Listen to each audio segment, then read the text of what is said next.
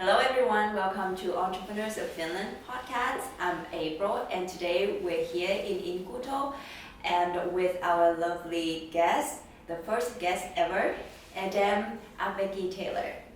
Hi, welcome to the show. Thank you. Thank you for agreeing to do this interview with us. I know you're super busy. I'm very humble that you guys decided to come and interview me. I know that you are doing a fantastic job, and I think you should keep doing what you are doing. It's great, and it's really great to share my story as well with you. Yes. So we're really curious now about your story and your life and your philosophy with entrepreneurship and everything. So just feel free. I have a structure here, but it's just a structure. We can just go and see whatever is juicy there. So we're gonna dive deep into that. So can you tell us a little bit about what is Inkuto about and what do you sell and why do you open it in the first place? Thank you. Inkuto is a company that help people who have who have made conscious decision to use natural skincare. So we help these people who have skin problems and also people who wants to make the world a better place by empowering people like me, myself, and so we do fresh handmade skincare here in Finland. Everything was started by me. That was some years ago when my daughter was born. Inkuto came up accidentally, let me put it that way. It was when my daughter was born. She had very bad skin problem. And I had my mother encouraging me to use a traditional product like our shea butter and black soap for her skin. And I did it, actually. When I did it, it did help. And my nevola was really surprised how the product did help. So nevola started encouraging other mothers, sending other mothers to me to help them because their kids also had the same or similar problems. And that is how the story started for Inkuto. Okay, so can you elaborate on what kind of skin issue that your daughters or other little girls have? Actually, my daughter, they wanted to send us to, a dermatologist. Okay. But we didn't get to do that. When she came out, she had very, very dry skin. Okay. And the skin was more wrinkled and dry.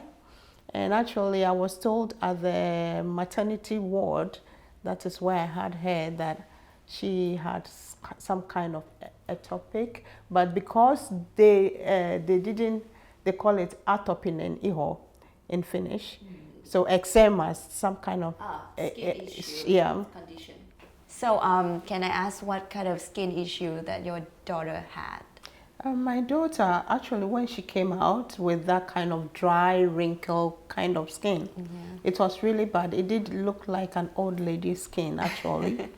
And I am from a big family, and I never saw anything like that in my family. So I did ask the nurse over there, or the midwife, and the midwife said that, a lot of people do have this kind of skin. Children have this. It could be something from my family. And I said, no, I've never seen anything like this. And then she said, how about your husband? And I said, no, he doesn't have any skin problem either. So then she told me that when you go home, your own maternity nurse will maybe refer you to a dermatologist, a doctor or something like that. So we had 3 days in the hospital, and when we came back, my nevola came to visit me at home. Nevola? Yeah, they call them nevola. The nurse? Yes, the maternity nurse. When you are pregnant, they see you through the pregnancy. So this antenatal and postnatal, they are the people who take care of you. So it was really nice for her to visit me at home. And then she also saw the problem. But because it was home visit, she couldn't say anything. And she said that when you visit me in my office, I'll refer you to see a dermatologist. Yes. So after some days, we visited her, and she weighed the child. She did all that. She measured her. Yeah. And then when she was going to write about her skin, she just went like, what happened? What happened? And to be honest, when she did that, I didn't get it. You know, I thought there was a problem with the baby, because I remember that I did ask, what can I use for this kind of problem for the baby? And she told me, well, just use water and this basic cream that comes with the maternity package. Yeah. Because she didn't want to say anything till I saw a doctor. And when she did that, I was scared. But why was I scared? I was scared because my mother, when she visited me at home and she left, my mother called us to congratulate us as tradition demands. And I told her about the problem. So she used to send me African black soap and shea butter that we've been using for centuries for babies and for skin problems and everything. But then I was using it for myself because of the dryness in Finland. Yeah. And I used to give them to friends as well. Even though they keep saying it was good, I didn't believe. I thought they were being polite. So then I used this product for my child. So when the nurse went, what happened to her skin? I was really scared. And I started tearing because I thought she was going to ask social to come for my baby. Because because before you came to the doctor at her office, you already applied that black soap to your child. And when she goes, you're like, okay, there's a did problem. I do something wrong? This is a problem, making everything worse. Exactly. And I totally didn't connect with her gasping. Is that the right word? Yeah. So then I started tearing, and she asked me, what is the matter? And I said, I'm so sorry. You asked me not to use anything, just water with this. But then my mother told me to use shea butter and African black soap. And she said, what's that? And I told her all that I knew about the product, because I wanted to impress her, let her know that the things I used was natural. Yes. I didn't do anything to harm my child. So then when she said she hasn't heard, she just said, wow, her skin looks beautiful. That is where I sighed. And relieved. Yes, I was so relieved. And then I asked her that, can I bring her? I didn't even ask her. When we went home, I was so excited and I wanted to prove my point with her. So our next visit, I took from home and I just took and put in a jar and I gave to her. Yeah. And I remember it was a black soap that was not packaged or anything. So I remember this is it. This is the black soap. Oh, this is how it looks. Doesn't look really black to me. It's just basic ingredients that I use. So it's made of coconut oil and ashes from the cocoa pod. So she took it and she was like, okay, you know, it didn't look black either. No. And she never saw a soap with this color because she was used to this white, either it's green or pink or this kind of industrial. With this kind of texture as well. Yeah, it's not textured, but it looks like marble. Yes, I've never seen something like this. It's so interesting. And it doesn't smell anything. So you can use for doing everything. So then she was so surprised. It looks like a snack. Yeah, she just looked at it like this, and then she put it somewhere. And I said, oh, please don't use it. Just read about it before. This is how it looks. It's very soft. It's very beautiful. Looks like marble. And it smells good. So then she put it somewhere. We finished and we left. I forgot about it. But then previous visits, I kept asking her whether she's tried the product, and she kept saying no. So one day, whilst we were talking, my husband did say to me that, hey, darling, you know, this is cultural difference. You don't have to keep asking the lady whether she's used the product. So if she's used it, she will let you know. So when he said that, I was like, oh gosh, this is cultural difference. So what can I do?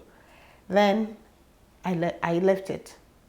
Then one time, this lady, after she measured my child's everything, whilst we were going out of the door, then she said, hey, Edem, hang on. I have something for you. So I turned. And when I turned, I thought it was the normal Nevola papers. You know, I didn't see. And then she said, hey, remember the thing you gave me? That thing.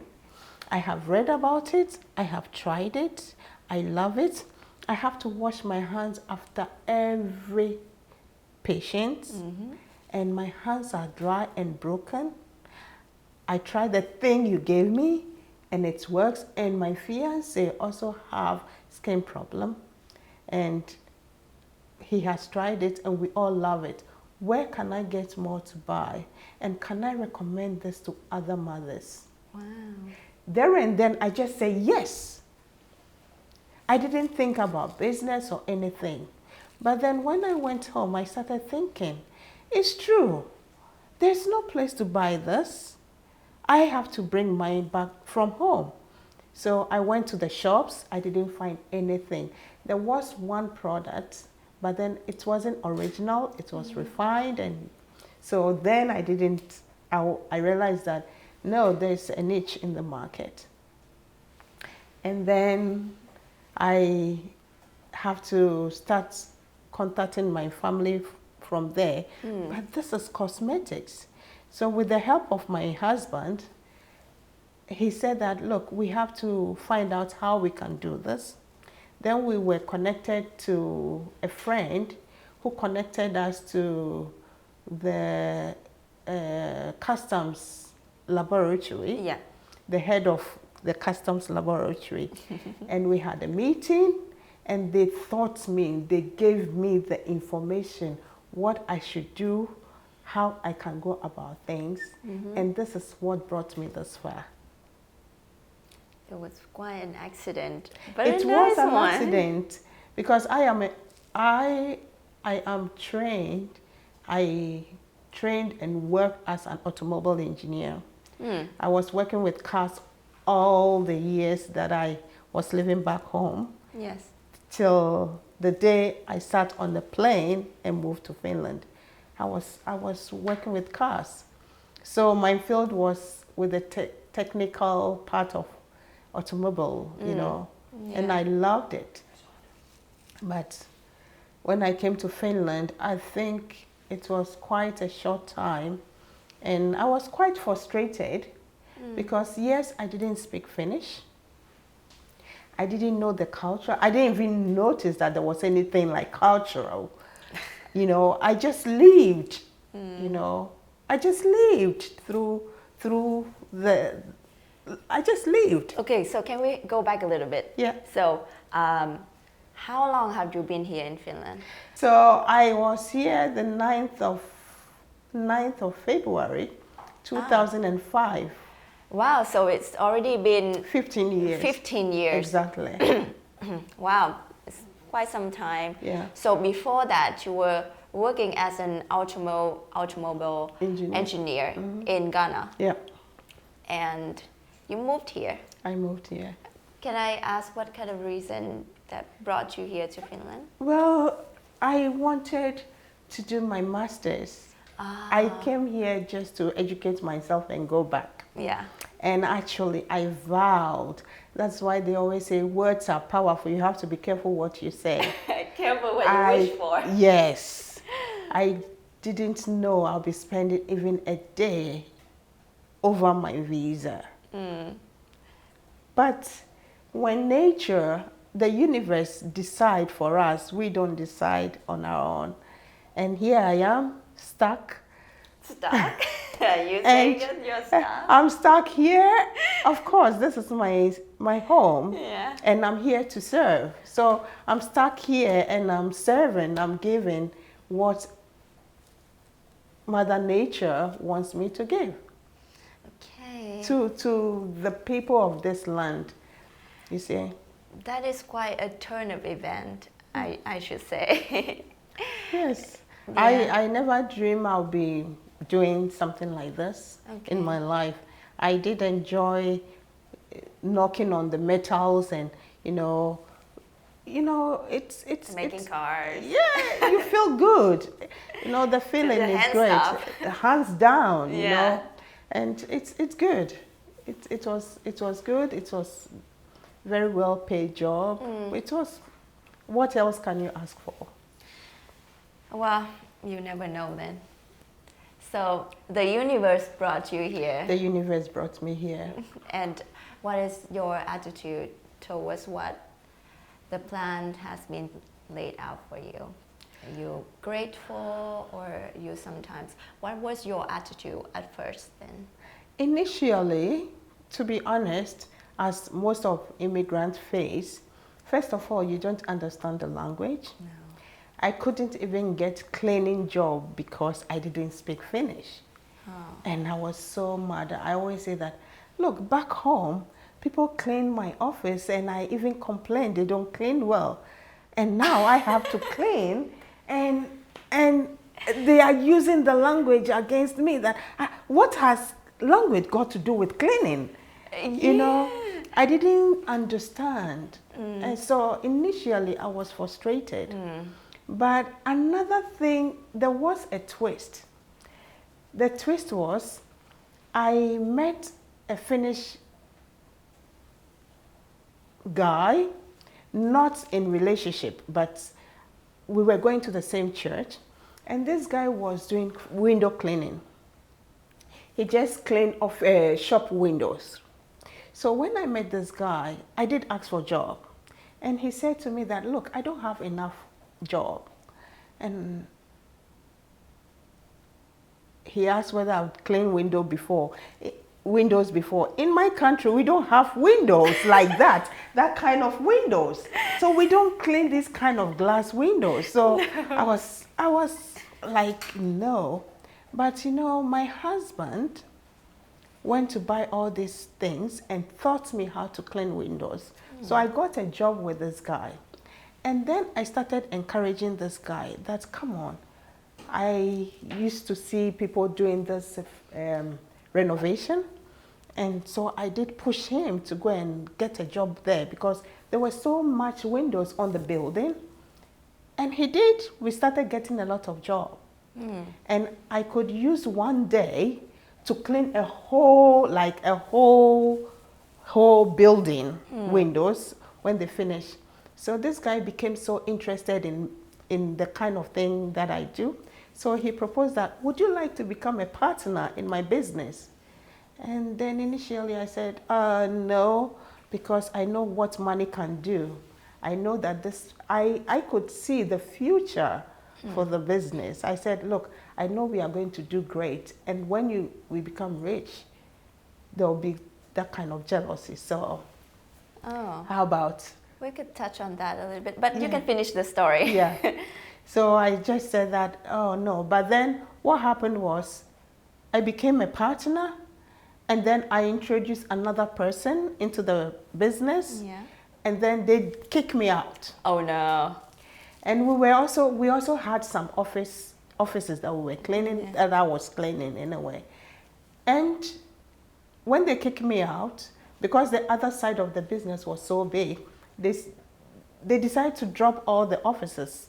So the people that I was working with, they told me that, hey, do you know you can start a toy in Imini? or small business owned by yourself so that we could keep using your service because we like the way you're working. So they told me how I can register a business, and so they were working with me. And when this Inkuto came in, I was combining both. So I cleaned to found my cosmetic business. Why you also just have a baby? Yes. That must be having a hard time. You know, when you have the determination, you don't focus on the negative. You focus on what is ahead. And I'm the kind of person, I don't look back, I always look ahead. Whatever. I used to carry my baby on my back and clean. Oh, you're such a powerful woman. I mean, that attitude you just said is one of your precious strengths. Because a lot of people, they carry the baggage of the past and not living in the present and expecting so much in the future. So that kind of mindset kind of could set them behind. Yeah, you know, in this world, every day has its own challenges. And every day in life you are growing. So if you keep the past is there to push you forward. You learn from the past. You don't mark time. You don't sit there and moan and, you know, complain about your past. But you use your past to propel yourself, to push yourself forward. I could have said that, oh, I was an automobile engineer. Why should I clean? Yes. Why should I do this? Why should I do? But if I hadn't started that, I wouldn't even know how to run Inkuto business. No, everything happened for a reason. A reason. I used to have that kind of mindset, living in the past as well, because I was thinking if I would just be in Vietnam, I would be someone already. Yeah. And someone would be cleaning for me, someone would be doing me some services, but now I'm here starting from scratch, doing some cleaning job, serving people. Even though I have a master's degree, I was thinking that I'm this privileged person. Yeah. That you know, one thing I've learned in life is a school. Where you did not graduate, life will take you back. I hated cleaning. Oh, me too. And because I was a child of 20. You know, I was one of the young ones. And I hated doing, you know, they put on you that a girl, you have to learn how to cook. You have to learn how to do. It's the tradition. But I was also the kind of person who loved playing football with the boys. So anytime I'll be called to come and clean or to come and wash dishes, I'll be crying and I'll sneak and be playing football. We used to put small stones, which are the goals, and we have to dribble in order to score the goal. I love doing that. And it's not a weakness, but because I didn't learn those kind of things in the school of life, whatever life where I got to, it brought me back to come and learn how to clean. So I don't think that we should be looking down on the cleaning job that is bad. It's other people, another person, human being doing it. Okay? And if another person is doing it, then you can do it. And if you start looking down on somebody doing that job, if somebody doesn't clean, we'll all be sick. Yeah. Maybe life trying to teach us something. A lot. Don't be too, like, think that you are like the privileged person that supposed to be this way, supposed to be that way, and superior to other people. Yeah. And also, it's that kind of thing that, you know, if you know what you need in life, like I did, I ran a cleaning business to fund my cosmetic business. So how long have you been doing that two things, like cleaning and to fund that? So I stopped all the cleaning contracts. I had very good people that I was working with. But once my daughter started growing and then the cosmetic business started expanding, it was hard to keep up with everything. Yeah. Being a wife, a mother, and business, an entrepreneur, and a woman, it was just too much. So I decided to drop. I stopped cleaning, I think, when almost 6 years ago, or 5 years ago, okay. I dropped it. Because then the demand was so great. And I have been traveling to places to do marketing a lot. Like every weekend I was somewhere marketing myself and marketing the product. So yeah. That's a lot of work, and that's been hell of a journey. Yeah. Like 6, 7 years? No, for the cosmetic? The cosmetics has been about 12 years, I'll say. Yeah. And how is it now today? Today, I'm humbled to say that I am in a major retail store and a big company like Roho Yuri and KCT Market. Yes. I'm in some of the live shops as well and some individual small shops like Luontai Stone Theatre. Now they are called ITO. Yeah, I'm in quite a number of shops. Yeah. Yeah. So, congratulations. Thank you. Seems like a big thing. Especially as an immigrant in Finland. Yes. Yes, you feel that is a big thing, but I could achieve better than, yeah. Then what's holding you back? What is holding me back? Yes. Life, it's not a race either. Of course, for instance, I know that if I were to be in like other countries, I could have been, for running a business like this for all these years, you don't get the support that you have to get, you know. What do you mean? It supports like state supports, you don't get funded. I am not looking for those supports, but then if on the other hand, if they see that, hey, this is a business that is thriving, they could come in, because the more you grow, the more taxes you pay, which is a win-win situation for the state and also for the entrepreneur. But you don't get those kind of support, which is a bit, but look, so I don't look at those things. I guess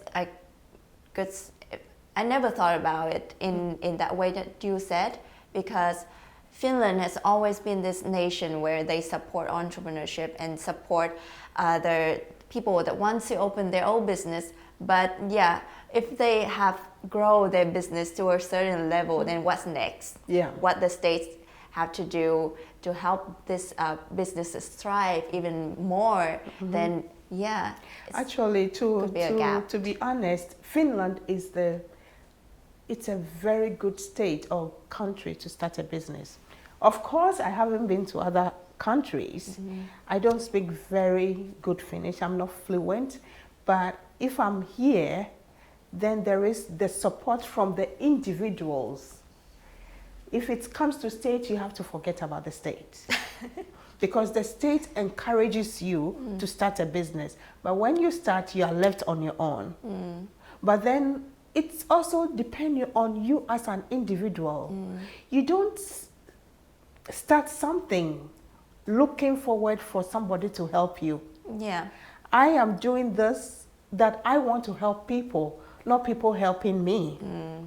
But what I'm serving with, it's kind of win-win. I serve people with what they need, or I help people with what they need, and they intend to buy the product to help me.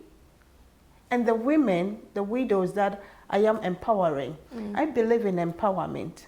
So when you empower a woman, you empower a whole village. When those villages are empowered, it affects the whole nation. And I bring the same concept here as well. If I have a job, I employ a lot of people, and those people get to pay more tax taxes into the system. And the ecosystem is very, very important. But then when you are left alone and you don't have the spirit of perseverance and you don't push, and entrepreneurship can be lonely. It is a lonely journey. And that is why you need that ecosystem with you. And you need that brain power, that mindset. You have to love what you do. You have to put your spirit, soul, and body into it. Because you can, people say that you can have a burnout. Yes, but I am from a culture that I don't have to believe in burnouts. Tell me about that. Tell me about your Ghana culture. It's the mindset. In my culture, you don't have social system that will pay you anything. Your parents have to pay for all your education. When you complete school, you have to find a job for yourself. When you don't work, you have to walk barefooted because you cannot afford to buy a shoe. So it's the culture of independence. Yes, you have to. You rely on yourself for everything.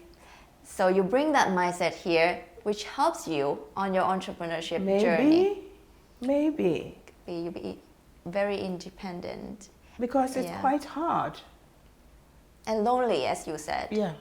Did you have a lot of help in the ecosystem? And do you have you been making a lot of friends who share the same mindset and similar journey with you? The ecosystem that I mentioned is, for instance, I am empowering these women back home. So they will make and try to send me the raw materials and everything. And then I process them, I make the products here, and then I try to sell them, and you buy them. So when you buy it, it gives me the power that, oh, I'm wanted, I'm loved, I'm needed. So I try to give more. Okay. Okay? And it's that kind of cycle. I'm helping those people and you are helping me. And it's that kind of ecosystem. But then when you come to making a lot of friends, you will have a lot of friends. But friends' mindset or even if they are also entrepreneurs, they are going through the same challenge that you are going through. So you can't have the time to go and chit chat and complain, and complain and talk. And Finland, everybody works so hard. Even people who are employed are working so hard. So why do you see somebody and say, oh, I'm tired? Everybody is tired. So you keep it to yourself. And like I said, me, I just try to live and serve, because I always look at the people that I'm serving, the people who depend on me, the people who think that their livelihood depends on me. It drives me. There are times that I feel like giving up. I'm a human being, because you get so tired. That is kind of a burned out by definition. I don't say it as burned out. Like no, I don't want to. Words are powerful. So the more you call those things to yourself, then it becomes you. Oh, okay. This is so when you keep saying that, oh, I'm tired. Oh, I'm burned down. Yes. Or you attract more of those. Oh, I'm depressed. You are calling it. If I say April, won't you respond? Yes. If I say April, you say yes. Edem, what can I do for you? It's the same way when you call depression. It's the same way. I'm not saying it's not there. It's not real. But it's all about the mindset. It's all about you as a person. How do you handle this? Yeah. Oh, maybe I'm going through a divorce. Of course, you'll not be the first person to go through a divorce. There are a lot who will come after you. But what is the beauty of what you are going through? You have to see the silver linings. the positive things in any situation. It's all about the perspective that you see one situation. It is. You can see it good. You can see good thing in those situations, and other people can see it's only bad thing. Yeah, because in this world, if you want people to bring you down, there are people who help you achieve your aim. There are people who become your destiny helpers. You know, when you decide to come to earth, maybe in the realm of the spirit, you decided, okay, this is this I'm going to meet. They are going to help me to become me. And there are people who wouldn't see your dream. They will tell you that, come on, forget about this. In Finland, it's so hard. In Finland, they will say all the negative things. But one thing that I say to myself is, yes, there are 1% of people who might be racist, who might not like immigrants because maybe of what they have heard. They might not experience it, but they've heard about it, or what they think they are experiencing. So they wouldn't know how to give the love to other people. It's like, you know, tribal thing. Oh, why do you want to come in between us? But you're an outsider. Yes. Yeah. But you, the outsider, how do you understand the way those people are feeling? If we immigrants, if we understand that 1%, trust me, it's not the 100% of Finns who are like this. It's only 1%, and they are making the noise. And they bang so hard that we all hear. But how do we take that vibration and vibrate it back?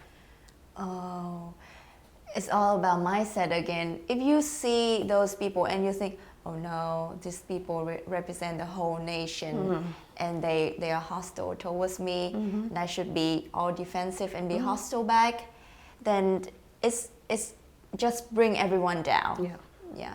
But if you, like you said, I love it when you said like understand what they are feeling and where they come from. Maybe they haven't never seen people like you or me. We're so different from them. They've been living in this bubble their whole life, and we're new, and we will like this scary outsiders that coming to their lives.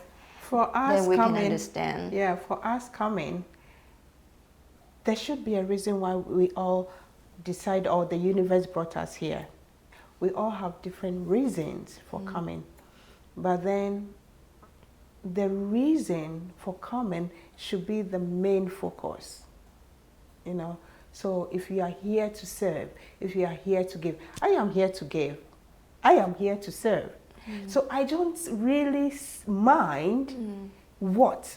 I just do what I am supposed to do, you know. It could be hard of how you say it, but just do it. And then be you. Because you have to ask yourself, why did the universe brought me here? A lot of people have tried to come here. Some died, some couldn't make it, but you have gotten whatever visa, you are here. Why are you more special than those other people? No, but there is a reason why the universe has brought you this far. That is where you have to find you and give you and do you. It resonates so much with the things that I've been studying, I've been learning, and I've been seeing so far, that I think that everyone is here in this world for a reason. And everybody is unique. And if you could just find the one thing that you do the best, you are great at, and you serve with that, then you find you. Yeah, that's true. And the reason why people are kind of like detached with themselves or can be quite miserable, maybe because they haven't found that thing yet, or maybe because they are still in the protective mode of their ego and not in their serving mode, which I believe that everybody here is to serve. Yeah. The true thing that a human should do. I agree. Yes. Most of the times, you know, you can have a dream, you can have ideas, you can find, but you might be discussing with the wrong people. If you don't learn how to fly, if you don't know how to leap, if you don't know how to jump, to take the risk, you wouldn't know how you will land. Because everybody is somebody. But how do you move forward? Everybody who passes through my hand comes to work or I meet, I always try to empower those people. Because when you empower somebody, you empower yourself. And it's very humbling for me to know that a lot of people are looking up to me and say that if Edem is doing it, then I can do it. Or if Edem has done it, I can do it. Or how is she doing it? Or how did she manage? There's no magic. It's about putting yourself out there and then, you know, forcing yourself and saying that, look, no matter how stormy the sea is, I'll let my anchor hold in this storm. Wow, that's beautiful. Well said. Thank you. But as a young person, I also struggle a lot with finding myself and finding my way in this world. So do you have any advice for people like me in navigating this world? It's a school. There is no shortcut, you know, in finding your way. You have to get back to yourself, that is getting grounded to your roots. You have to communicate with whatever you believe in, that is prayers. I believe in prayers. I believe in communication. So when you get back, even me, I get lost sometimes. You know, there are times that you might be looking at other competitors or other people and you start panicking. You know, you're like, oh, am I doing something wrong? Am I in the right path? No. But you don't even know what that person is going through. What you are going through, maybe that person is going through 10 times. Finding your root or finding yourself, just get grounded and communicate. Yes, I always know that, like, should be grounded in yourself, but there are times, like you experience this as well, it's really hard to stay grounded within yourself and believe in yourself. And you see other people doing other things and you get panicked. You're like, oh no, they are doing things, they are doing great, and I'm supposed to do this and I'm supposed to do that, but I don't do it, and now I'm feeling I'm a failure. That kind of thought could make you cannot be like even like farther from yourself. So there are times like that. If you don't start, you never know how you can finish. And first thing is believe in yourself, believe in your product, believe in what you are doing, and believe in the people that you are there to serve. But I think your serving mindset helps you a lot. Serving and empowering. How many people are you empowering back home? At the moment, I know they are growing, but what I have on paper is I have this about 65 women that I've had for quite a number of years now, because I can only grow them. Of course, the women, the widows are 65, but they have children, and some of them already have grandchildren. So maybe the number is more than what I think I'm doing, but then little drop of water make a mighty ocean. So when you are able to serve one widow who can put his or her son or daughter to school to get formal education, it's something that goes a long way. Yes. Because there are some orphans that are now nurses. There are some orphans that are doing what they think that, there is power in empowering women. And so I noticed that all of your, let's say, employees back home are women. So is there an inherent issue back home that women are not really, like looked up to or equal to men? Many years ago, many years ago, women are not to be at home and be the home taker, how do you call it? The carer or house. You don't use even the word housewives, but they care for the home. And the man goes for the hunting or the man brings the food. My mother was a typical woman like that. She never had any formal education. She had almost 10 children. I am number 6 of them. And she did some petty trading, but my father was an army officer, so he was the breadwinner. And thinking about it, there was a lot of burden on him. That is, he had to pay all our school fees, make sure we are all clothed, make sure there was food on the table all the time. And it was very hard to even manage the little money that you have. But my mother, on the other side, was doing some petty trading. So my mother would have been a millionaire. She sold, I would say, everything that you can think about in the world. She's tried them. From selling water, cold water, to food, to, she's done it all. She's entrepreneurial. Should I say it like that? Yeah, she is. I don't know. And I can see that from you as well. You see the opportunities that your first business partner didn't see. Yeah. So the business expanded.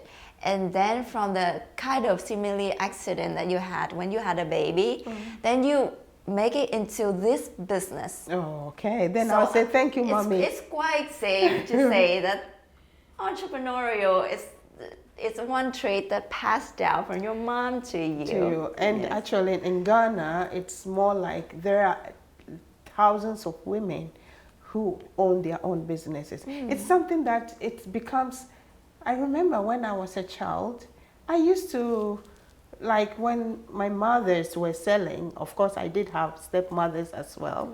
So I was the salesperson. My sisters do sell as well, but then I'll just carry this on my head and just roam around the whole, maybe town or, village.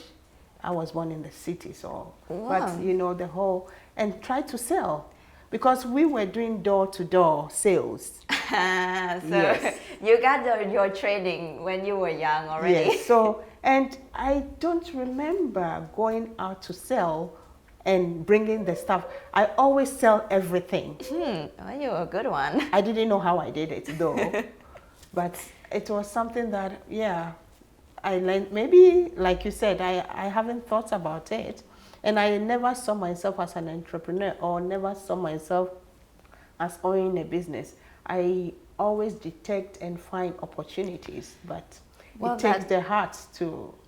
Yeah, you have to have the observant eye and the business kind of mindset to see those opportunities. So yes, and that is so different from your background in Ghana and my background in Vietnam, because in Ghana, as you told, then I can see that women are quite, entrepreneurial. They are saleswomen. They're having their own business everywhere. Everywhere. Yes. Everywhere. Yeah. But from where I grow up, women are not really, well, there are, of course, a lot of women doing their own businesses, but speaking from my family, then just learning. And we see business as something that, it's another RAM. It's another RAM. We are the educated people, and they are the dropouts. Yeah, which is a very wrong way to look at business. But yes, I can see, you know, like from your story, connect to who you are today. Yeah. I'm humbled.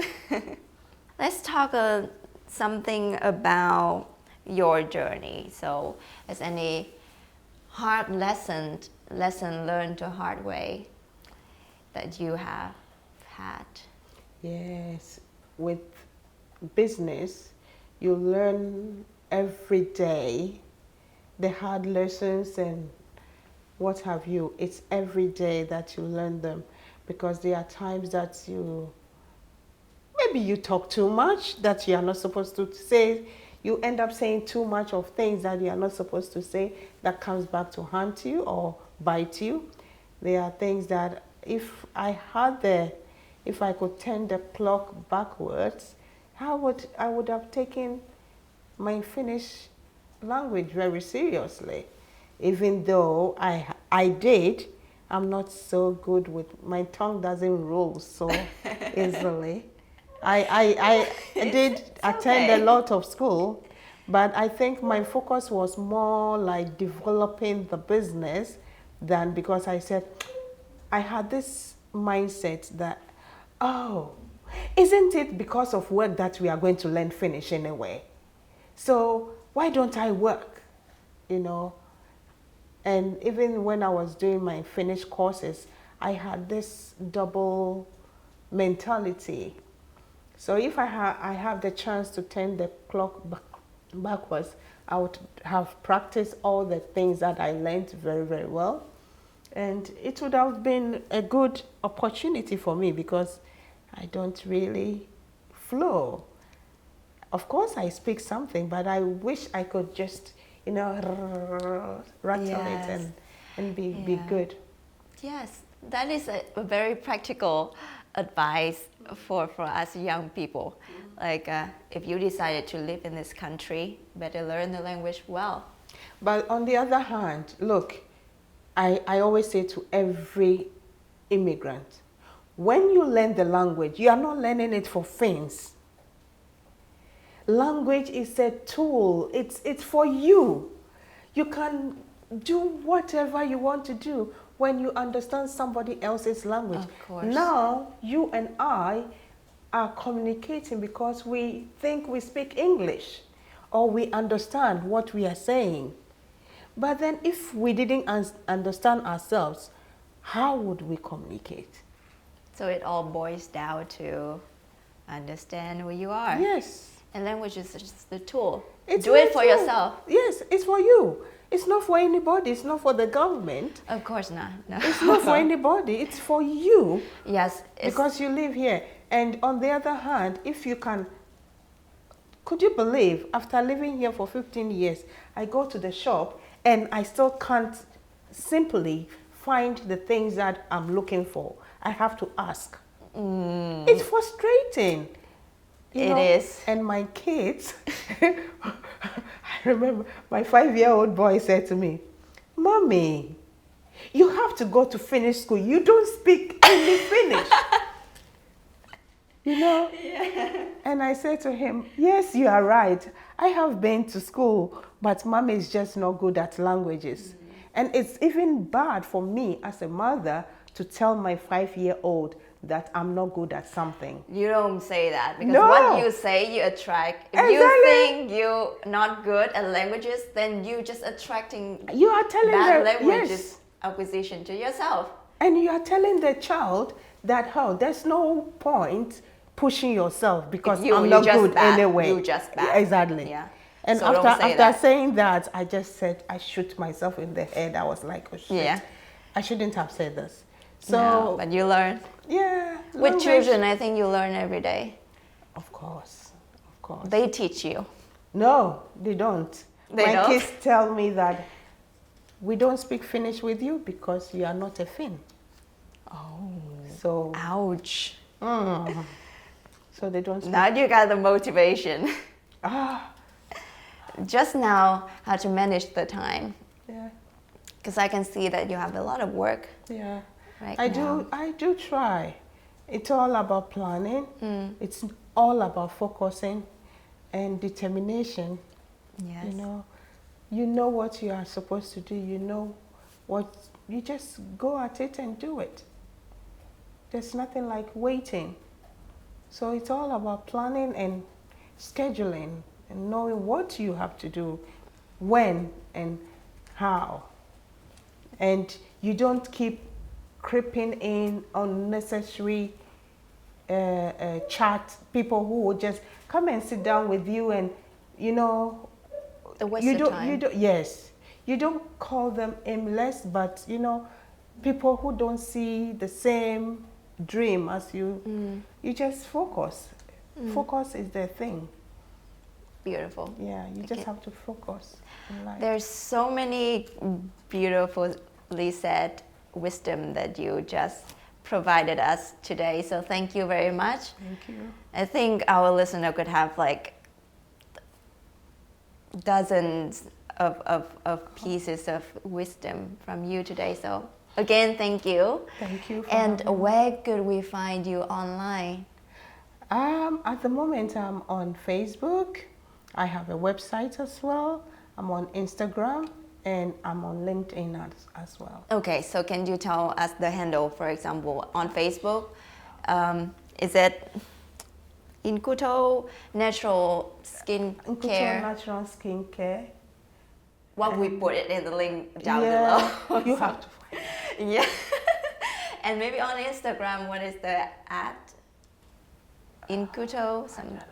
Well, let's just spell the name of the business for our listeners. So it's Inkuto, so it's INKUTO. Yes. Yes. And great outfit you have today. Oh, thank you. Is this a traditional Ghana dress?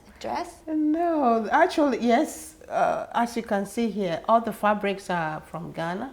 So we have very vibrant, colorful. Yes. And what I have on my scarf, the scarf is made from silk. It's hand-woven silk that are traditionally worn by the kings and the royals. In my majestic. country. Yeah. I love it. So we have this, it's called kente print, and all this fabric has meaning. And this one that I'm wearing now, it says that when the bird doesn't fly, it will starve to death. So if you don't become you, if you don't take the boldness to fly, to leap, you will starve to death. You wouldn't discover what is on the other side of the world. You wouldn't discover what is in there for you. So be the bird, the speed bird, and fly and take the risk. Oh, beautiful. And see how the world can serve you better and what you can give to the world. And just when we think we cannot have anything more beautiful to say, that is a great way to end this podcast. Thank you very much. Thank you. Thank you for your time. When I launched the skincare, people were blogging about the products without me knowing, because I didn't speak Finnish. And I just took the leap. My husband encouraged me to go speak to them. And I was like, no, it means I'll lose all my profits and everything. And he said, look, it's better, because then a lot of people go there and I took that faith, and they also believed in me. And my product is one of the best products they sell in their shop as well. So all that you need to do is just do it. There is somebody who is looking for you. There's somebody who believes in you and will hold your hand. I have chosen to believe in people, to empower people, because I remember when I was doing the automobile, I had a man who held my hand, taught me, believed in me, even helped in me in taking the other level of my educational life. If I hadn't gone through that, I wouldn't have been here. So it's all about somebody believing in you, seeing what you see, Sometimes you don't even see what other people see in you. You know, you just need the time. First, you have to. Take the You leap. have to actually see yourself first, then other people will see you. Yes. You don't depend on, okay, I have to find that person Yes. who believes in me. Me, no. No, but you have to do it for yourself first. If you don't come out, how will somebody see how beautiful you are?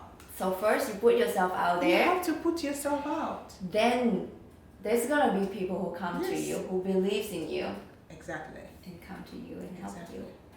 This is So- how the world is. Maybe just set the intention and do it, and the how will come later. Look, there are a lot of people who want to be entrepreneurs, a lot of immigrants. They are afraid of people say that, oh, you pay a lot of taxes. Yes. In Finland, they use the taxes for good things. That's the point. So for me as a person, I don't care. I don't mind paying taxes. When I'm sick, I go to the hospital, I get I get warm houses to sleep in. Look, it's going for a good cause. But then if you're afraid, because the taxes that you are paying, you just help the government to collect those taxes. You are just a tax collector yourself. For instance, the VAT, the out that we pay. So if I buy from you and I pay VAT to you, you are just a tax collector for the government. It's not you. You only pay this big tax after the profits you've made. If you are afraid of paying taxes, then you have to be afraid of getting sick. And you have to be afraid of sleeping in cold houses. But on the other hand, that is just a joke, okay? You have to think, should I kill myself? That is my own dream. If I say yourself, it's not you committing suicide or anything, but you are killing your own dream, which is yourself, than paying taxes. Yes. No, so I will encourage all those people who are thinking that, oh, it's hard. It's not hard.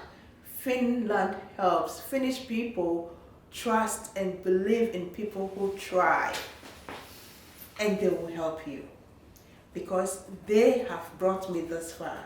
That you are thinking that, oh, I'm successful. I'm successful because I have this help from the Finns. And the help is, I don't believe in charity. I don't mean they are helping you. But if you think about the wider picture, it's kind of helping each other, serving and helping and supporting. So don't give up your own dream. Go for it. No, thank you. Yes.